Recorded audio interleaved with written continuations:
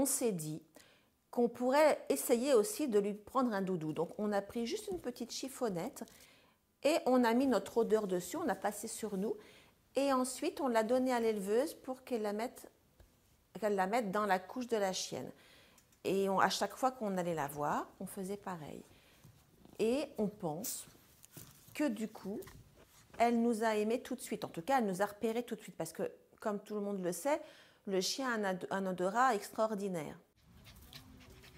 Une fois vacciné, on a pu lui faire découvrir d'autres chiens. On l'a aussi inscrit à l'école des chiots. Ça l'a sociabilisé avec d'autres chiens, même si c'était la plus petite du groupe et ce n'était pas tous les jours facile. La difficulté quand on a un petit chien, c'est de ne pas faire des mauvaises rencontres. Va jouer. Toute sa vie, ça va la marquer. Cette école des chiots pratique l'éducation positive, c'est-à-dire pas de contraintes, pas de collier électrique, pas de collier étrangleur.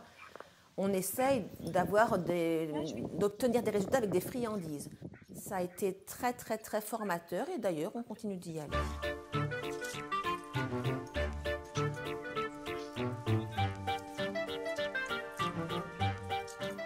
On a demandé à chaque fois au maître de l'autre chien si son chien était sympathique, si on pouvait la laisser approcher. C'est très long à obtenir, mais ça marche formidablement bien.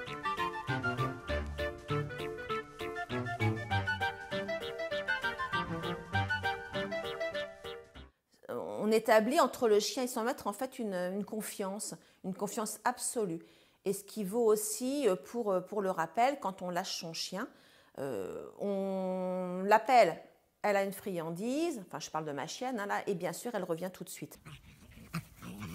Un petit chien handicapé, c'est un carlin.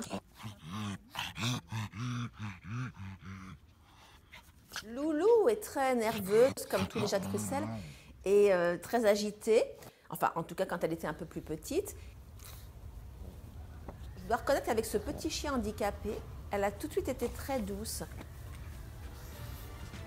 Les chiens sentent ça. Je suis persuadée que les chiens savent à qui ils ont affaire.